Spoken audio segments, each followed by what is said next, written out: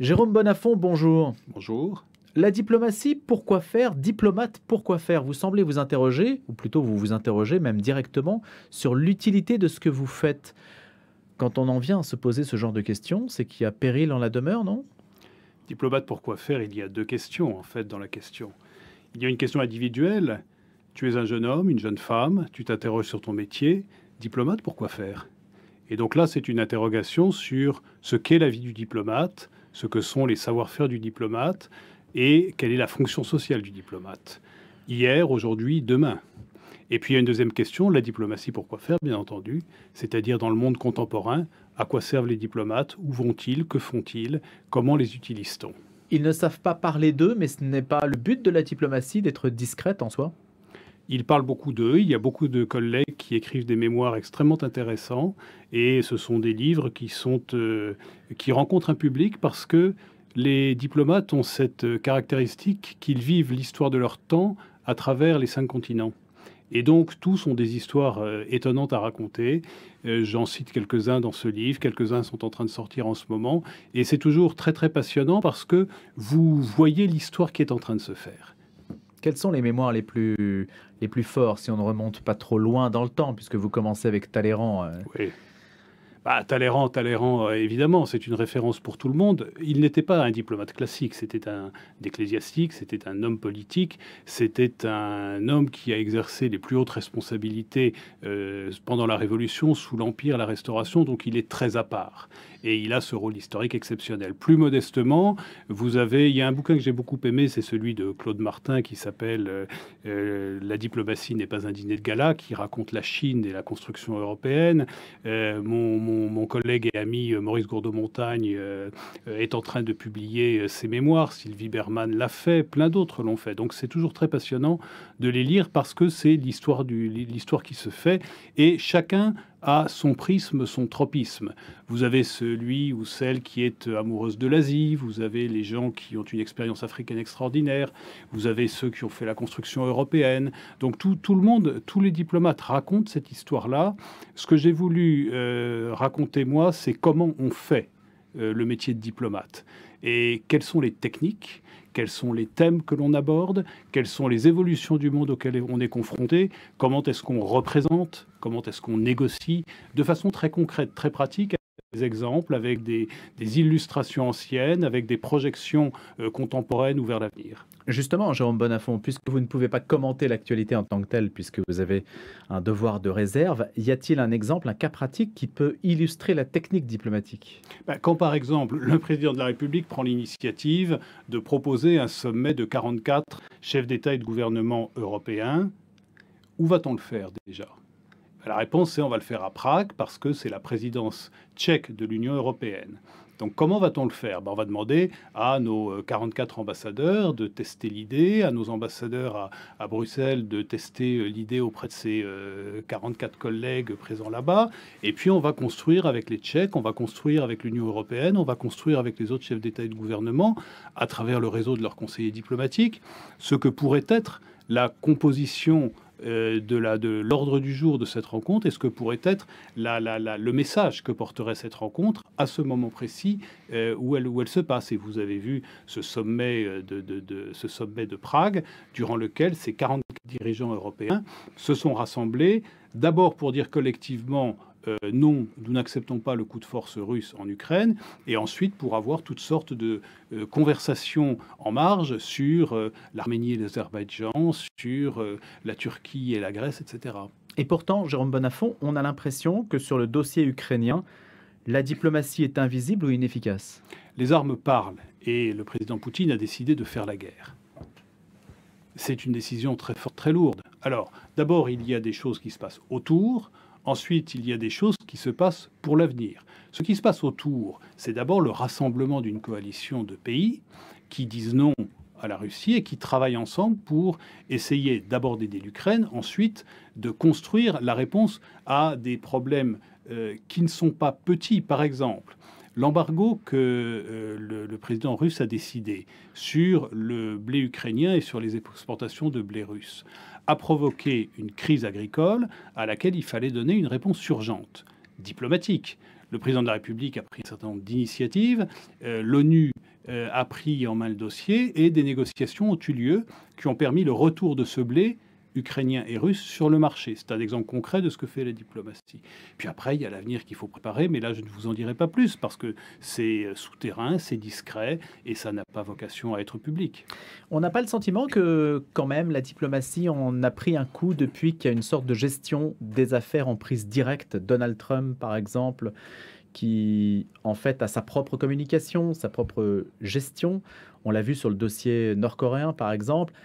Est-ce qu'aujourd'hui, c'est bien utile d'avoir des diplomates alors que les chefs d'État, ou Emmanuel Macron avec Vladimir Poutine, ils se le téléphonent après tout? Est-ce que ça ne se gère pas comme ça maintenant, d'homme à homme? Vous savez, bien entendu que ça se gère d'homme à homme ou de femme à femme. Ça se gère de personne à personne au plus haut niveau. De même, les ministres, Madame Colonna, la ministre des Affaires étrangères, rencontrent ses homologues infiniment plus souvent que ça n'était le cas il y a, mettons, une génération. Mais tout ça se prépare. Et on ne peut pas improviser ces rencontres, on ne peut pas improviser ces coups de téléphone, on ne peut pas improviser ces sommets. Et ensuite, il y a tout un suivi. Et donc, la diplomatie, les diplomates sont là pour la préparation. Que se passe-t-il? Où sont les différents acteurs? Quels sont les messages importants? Quels sont les résultats qu'on peut essayer d'atteindre? Pendant l'événement, les diplomates sont autour, en accompagnement. Et après l'événement, il faut mettre en œuvre. Car lorsque vous décidez, par exemple, que vous allez construire une initiative, je vais prendre un autre exemple, les vaccins, la distribution des vaccins. Pendant la crise du Covid, le président dit « les vaccins doivent être un bien commun de l'humanité ». Cette formule extrêmement forte, qu'est-ce qu'elle dit? Elle dit qu'il faut engager des négociations avec les laboratoires pharmaceutiques, avec les États, avec les organisations internationales pour mettre à la disposition des pays pauvres des vaccins à prix abordable. Ça, une fois que vous l'avez dit, il faut être sûr qu'il y a un mécanisme de suivi très solide qui va délivrer, qui va faire que effectivement les vaccins vont arriver le prix des vaccins va arriver à baisser. Et là, c'est la combinaison de diplomates et de spécialistes de la santé qui vont travailler ensemble pour arriver à ce résultat à l'Organisation mondiale du commerce, à l'Organisation mondiale de la santé, à l'Organisation mondiale de la propriété intellectuelle. Donc vous voyez, le travail des chefs d'État et de gouvernement est capital parce que c'est lui qui prend la décision politique avec la légitimité politique. Et ensuite, le rôle des diplomates, qui sont des fonctionnaires, qui sont des serviteurs de l'État, c'est la mise en œuvre, c'est la préparation et la mise en œuvre. Le chef de l'État prend-il des libertés par rapport à ce que ses conseillers, ses diplomates lui recommandent? Le chef de l'État, il a une responsabilité politique. Les diplomates sont des fonctionnaires qui relèvent d'un cadre d'État. Et donc, la discipline du fonctionnaire, c'est d'accepter cette logique-là. C'est d'accepter le fait qu'il a la légitimité de l'expertise, mais que c'est le chef de l'État ou c'est le ministre qui a la légitimité politique, qui est responsable devant le peuple et devant le Parlement. Et il faut toujours, quand on est diplomate, ou quand on est d'ailleurs aux fonctionnaires en général, garder cette humilité-là. Se dire, oui, je suis expert, oui, j'ai de l'expérience, mais celui qui va répondre de la décision devant les Français, c'est pas moi, c'est la ministre devant le Parlement, c'est le président devant le peuple. Quels sont les dossiers sensibles sur lesquels vous avez été consulté, Jérôme Bonnafont? Oh, écoutez, je ne tiens pas tellement à évoquer des choses personnelles parce que le propos de ce livre, c'est pas de parler de moi, c'est de parler de ce métier. Et je préférerais vous parler de choses qui ont été, comment dirais-je, des choses marquantes dans l'évolution que j'ai connue de ce métier au cours d'une génération. Et le phénomène marquant, c'est au fond comment est-ce que la mondialisation a transformé la place des affaires internationales dans la vie quotidienne de notre pays, de nos concitoyens et du coup dans notre métier. Et là, il y a eu quelque chose qui s'est produit qui est extrêmement profond. Voyez par exemple, j'ai eu la chance de travailler avec le président Chirac sur les questions d'environnement ou sur les questions de santé. Sur les questions de santé, au moment où la crise du sida est apparue, où les trithérapies sont apparues, les prix des médicaments étaient épouvantablement élevés. Et du coup, le président Chirac est allé en Côte d'Ivoire pour dénoncer, il disait, le scandale d'une maladie dont les malades sont au sud et les médicaments au nord.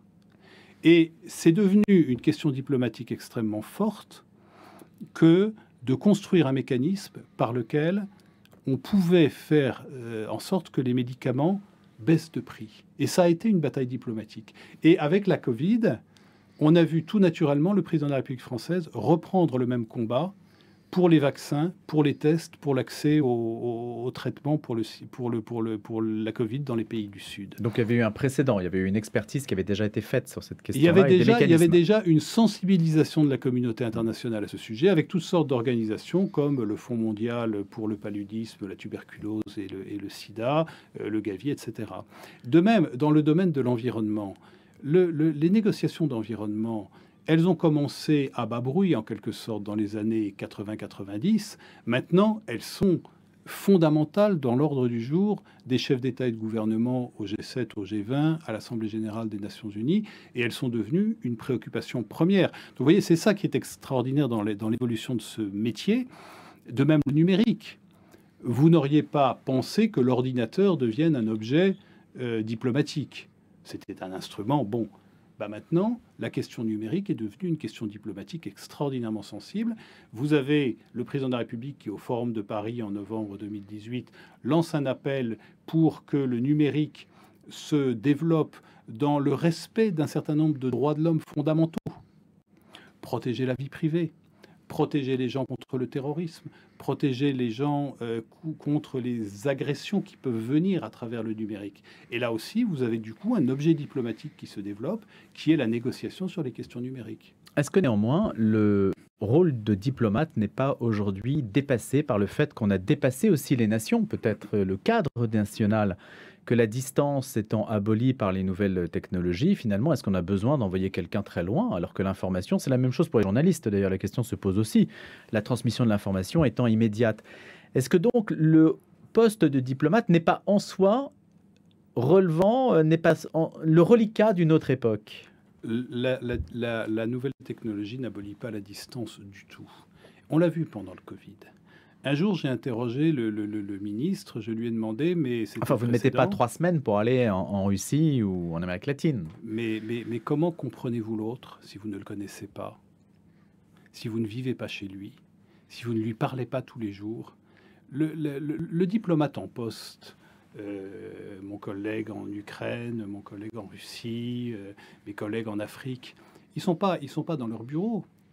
Ils sont constamment en train de circuler dans le pays, en train de rencontrer tout le monde pour pouvoir comprendre ce qu'il se passe, pour pouvoir comprendre qui sont les gens avec qui ils travaillent, pour pouvoir tisser un réseau de relations personnelles grâce auquel, quoi qu'il arrive dans le pays, ils puissent personnellement ou elles puissent personnellement appeler la personne qui compte et voir avec elle comment on va régler le problème qui se pose. L'abolition de la distance est en très grande partie une illusion. Et une illusion assez dangereuse, parce qu'elle donne une impression de familiarité qui est souvent fallacieuse. C'est pas parce que vous parlez anglais avec un Chinois, un Russe ou un Indien que vous comprenez ce que vous dit le Chinois, le Russe ou l'Indien. En réalité, il y a tout un contexte, tout un sous-texte, tout un implicite, et il faut des gens dont c'est le métier pour pouvoir décrypter cela. Alors, c'est pas une science ésotérique. Et avec de l'expérience, tout le monde y parvient. Mais il s'avère que c'est un métier. Et que ce métier-là demeure un métier où il faut respirer en permanence entre l'étranger, sa capitale, entre l'étranger et des sujets spécialisés pour être constamment à l'écoute de son temps, à l'écoute de sa société, à l'écoute des préoccupations de son gouvernement et de ses autorités. Si ce métier, Jean Bonnafont, est aussi pertinent que vous le dites, pourquoi le décret du 16 avril dernier organise-t-il donc l'extinction de 2 corps du ministère des Affaires étrangères, le corps des conseillers des Affaires étrangères et le corps des ministres plénipotentiaires? Pour faire court, c'est l'extinction du corps diplomatique. Donc, qui est destiné maintenant, enfin ce corps diplomatique, s'il disparaît, il n'est pas destiné, mais la diplomatie est destinée à accueillir des profils plus variés. C'est en tout cas l'intention qui, semble-t-il, est manifestée. Quel regard portez-vous là-dessus? Vous savez, d'abord, 50% du personnel des ambassades à l'étranger ne relève pas du ministère des Affaires étrangères fonctionnellement. Il relève temporairement, mais pas en carrière. Tout le personnel qui s'occupe d'activités économiques, d'activités culturelles, soit ce sont des contractuels, soit ce sont des gens d'autres ministères, ministère des Armées, etc., qui sont en poste dans les pays pendant un certain temps. Donc nous avons déjà un métier qui est fait non seulement par les diplomates de carrière qui font l'ossature du corps diplomatique et du métier diplomatique, mais aussi par des gens qui, pendant 3 ans, 6 ans, 8 ans, 10 ans, vont avoir une partie de leur carrière à l'étranger. Donc il y a déjà une diversité, c'est ce que vous dites. Il y a déjà une énorme diversité. Et quand vous prenez, par exemple, une ambassade comme celle que j'ai actuellement à Genève ou une ambassade comme celle que j'ai eue à Madrid ou à New Delhi, une quinzaine de départements ministériels sont représentés dans le tour de table des réunions de service du matin. Bon, pour quelle raison? Tout simplement parce que tous les ministères ont d'ores et déjà une vocation européenne et internationale qui s'est énormément développée au cours de la dernière génération et ces ministères doivent disposer de gens qui ont une compétence. Ce qu'il faut arriver à faire maintenant, c'est le croisement entre d'un côté la compétence diplomatique générale et des compétences techniques. Et ce croisement-là, c'est le croisement entre un savoir-faire d'un métier tel que le métier de l'écologie et le métier diplomatique. Parce que quand vous avez une négociation, vous avez par exemple, vous devez négocier à Sharm el-Sheikh dans quelques semaines la prochaine étape de la lutte contre le changement climatique. Si je vous dis les thèmes atténuation, adaptation, pertes et dommages, vous me dites, mais c'est du chinois ce que vous me dites. En réalité, ce sont des sujets très concrets que les spécialistes du climat connaissent bien. Atténuation, comment est-ce qu'on va faire pour émettre moins de CO2 ? Adaptation, comment est-ce qu'on va faire pour s'adapter alors que le réchauffement climatique produit déjà ses effets ? Pertes et dommages, comment on va compenser les malheureux qui sont victimes du changement climatique alors qu'ils n'y peuvent rien ? Bon. Quand vous avez ces 3 thèmes-là, vous avez besoin d'avoir d'un côté des gens qui savent ce que ça veut dire et de l'autre côté des gens qui savent comment l'Afrique, comment les petites îles d'Océanie, comment les grands géants du monde émergent vivent tous ces sujets-là, qui sont les acteurs précisément et quelles vont être les zones dans lesquelles on va pouvoir petit à petit construire des compromis. Et c'est ce mariage-là qu'il faut arriver à organiser. Et c'est l'un des enjeux des mois et des années qui viennent que de construire cette évolution et cette, comment dirais-je, on utilise beaucoup le terme un peu galvaudé de fertilisation croisée, mais entre la technique des ministères qui ont des responsabilités thématiques et la technique diplomatique. Oui, mais est-ce que ça se justifie? Est-ce que ça justifie, Jérôme Bonnafont, qu'on supprime le corps diplomatique, justement? D'abord, le métier diplomatique n'est pas supprimé. Le métier diplomatique demeure. Tout d'abord, le Quai d'Orsay va continuer à recruter par lui-même de très nombreux diplomates. Et d'autre part, il va y avoir, à travers l'Institut national du service public, un certain nombre d'administrateurs de l'État qui vont rejoindre le Quai d'Orsay. Ce sont les modalités de gestion de ces carrières-là qui sont en discussion, qui ont provoqué cette réforme et qui maintenant font l'objet de discussions. Il va y avoir bientôt des états généraux de la diplomatie. Madame Colonna l'a annoncé à la conférence des ambassadeurs, qui vont justement permettre à tous les diplomates et non diplomates, à tous ceux qui se sentent concernés par cette action extérieure de l'État, d'en discuter. Comment mesurez-vous l'influence de la France? Vous savez, ce qui est extraordinaire, quand vous êtes en France, vous avez toujours l'impression que ça va plus du tout, qu'on n'est pas là, que voilà. Et quand vous êtes à l'étranger, ou à Genève, dans le multilatéral, comme je suis actuellement, ou bien dans un autre pays, vous vous rendez compte que la France est attendue et entendue. Attendue parce que nous sommes les héritiers et les porteurs d'un certain nombre de valeurs, d'un certain nombre de notions, d'un certain nombre d'idées, d'un certain nombre de savoir-faire. Ça fonctionne encore. Et ça fonctionne incroyablement bien. Vous ne mesurez pas quand vous êtes en France à quel point en Amérique latine, en Asie, en Afrique... Ça n'empêche pas le recul du commerce extérieur, Jérôme Bonnafont. On a encore perdu 1 milliard sur le commerce extérieur. Le recul du commerce extérieur, c'est autre chose. C'est est-ce que nous avons la base productive? La base productive... Mais enfin, c'est quand même lié. Les États-Unis, par exemple, lient énormément les deux. Mais les États-Unis, à quoi tient l'influence d'un pays? L'influence d'un pays tient aux idées qu'il porte. Et nous portons, nous, Français, quelque chose qui a été construit par des siècles de civilisation et qui parle énormément dans le monde. Nous portons encore l'héritage du général de Gaulle avec l'idée de l'indépendance, une indépendance qui se marie avec l'engagement européen et l'engagement dans l'OTAN, mais l'indépendance. Nous portons l'idée que toute nation a sa dignité. Nous portons l'idée que quand on est agressé, il y a un devoir de résistance. Leçon d'actualité en ce moment. Et ça, la France le porte très fort. La France, d'autre part, est une puissance innovante, créative dans le domaine scientifique, dans le domaine artistique et très écoutée. Et troisièmement, nous avons un système institutionnel qui permet à l'État d'être incarné par des gens, le président, la ministre, la première ministre, par des gens dont on sait qu'ils ont la stabilité et dont on sait qu'ils ont l'efficacité. Et donc, quand ils agissent, ils ont une certaine durée et ils ont une possibilité d'action, d'expression, de transformation des choses. Donc oui, la France est une puissance qui compte. Ce n'est pas la seule. Il faut qu'elle travaille en coalition, en Europe, dans le monde. Il faut qu'elle travaille parfois en accord, parfois en désaccord avec certains, bien entendu. Et le métier diplomatique consiste à construire ces coalitions-là. Un dernier point qui ne concerne pas la France. La Suisse est sortie de sa fameuse neutralité. Qu'est-ce que ça vous inspire à la faveur du dossier ukrainien? Est-ce qu'en soi, c'est une école diplomatique nouvelle qui se dessine pour ce pays? La Suisse estime qu'elle n'est pas sortie de sa neutralité. La Suisse estime que la neutralité n'exclut pas que quand le droit international est bafoué de façon aussi violente qu'il l'a été à cette occasion-là, il faut rappeler le droit international et il faut prendre position. Mais la Suisse reste un pays neutre et la Suisse a une tradition d'action et d'accueil international qu'elle cherche à faire vivre. Elle a d'ailleurs décidé d'être candidate au Conseil de sécurité. Elle a été élue au Conseil de sécurité, elle va y siéger. Et donc, il va lui falloir prendre position sur les grandes crises. Et je pense qu'elle s'y prépare activement. Merci beaucoup d'avoir été notre invité ce matin dans Le Grand Témoin. Jérôme Bonnafont, diplomate pour quoi faire, aux éditions Odile Jacob. Merci d'avoir été notre invité. Je vous souhaite une excellente journée. Merci à vous aussi, ainsi qu'à vos auditeurs.